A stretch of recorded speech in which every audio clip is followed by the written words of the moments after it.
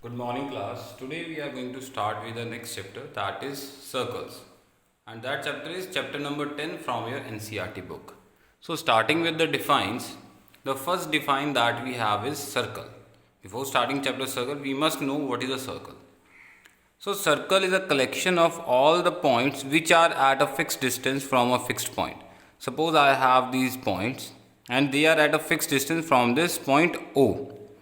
So this collection of all the points is called as a circle, and this fixed point is known as center, and the fixed distance is known as the radius.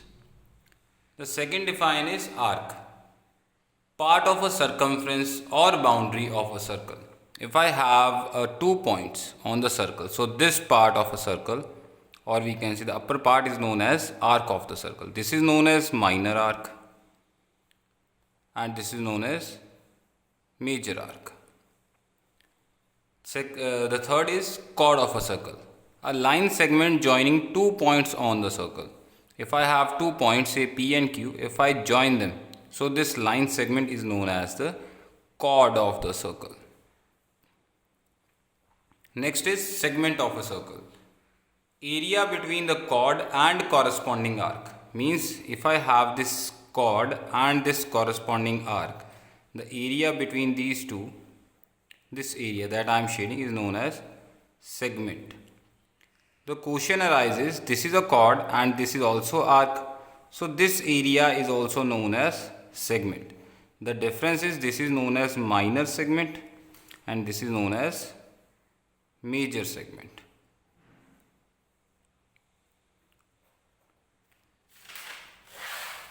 The question that you are going to answer me, that what the longest chord of a circle is known as. What do we call the longest chord? This is known as diameter. After this we are going to discuss some theorems that we studied in 9th class. The first theorem is equal chords of a circle subtend equal angle at the center. Means if I have chords AB equal to CD, these two chords are equal, then angle, this implies angle AOB is equal to angle COD. We have done the proof of these theorems in the 9th class with the help of congruency. The converse of this theorem, if angles subtended by the chords of a circle are equal, then chords are also equal. What does this say? If AB is a chord, CD is a chord, they subtend equal angles. Say angle AOB is equal to angle COD. Then this implies angles are equal, chords are also equal. Next theorem, equal chords of a circle are equidistant from the center. Equal chords, if I have AB and PQ equal, then they are equidistant. Equidistant means the distance of the chords from the center. When I am talking about distance, it is the perpendicular distance. So distance of AB OX is equal to distance of PQ OY. Converse is also true. If the distance is equal, then chords are equal. If I say OX is equal to OY, then what happens? Chords will be equal. Next theorem, perpendicular from the center to the chord bisects the chord. Means if I draw a perpendicular from the center to the chord PQ, OX is the perpendicular, OX perpendicular on PQ. What does this implies? It will bisect the chord, means PX is equal to XQ. Converse is also true. You already know the converse. If I draw a bisector, OX is a bisector, means PX is equal to XQ. What does this implies? OX will be perpendicular to PQ. Earlier perpendicular was given, bisector. Now bisector is given, it will be perpendicular. The next theorem that we have, angle subtended by an arc at the center is double the angle subtended by it on the remaining part of the circle. What does it says? If arc AB subtend angle AOB at the center, let's say this angle is X, then it will subtend angle, what will be angle C on the remaining part of circle? ACB will be X upon 2, means angle AOB is equal to twice angle ACB. We have done many questions based on this. Angle in the same segment of circle are equal. Same segment means if I say PQ is a arc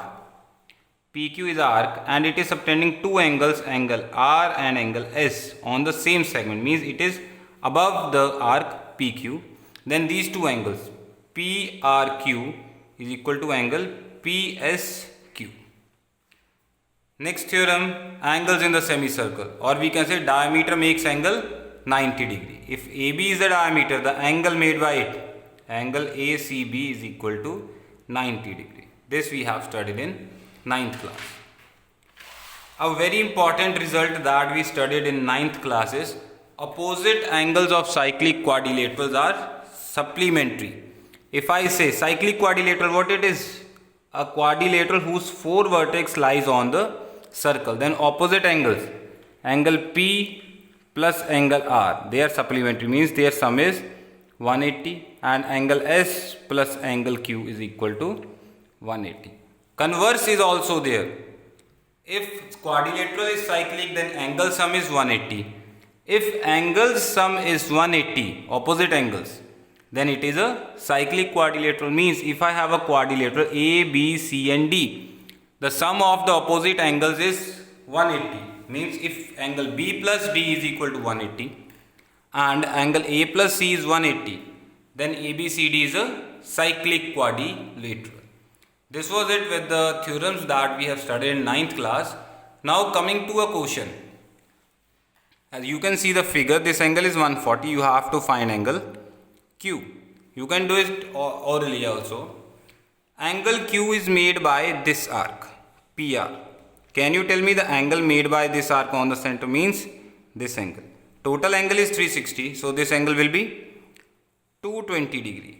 This angle is at the center. It will be double the angle at the circle. So this angle will be half of this. This angle will be 110 degree. These questions we have done in 9th class.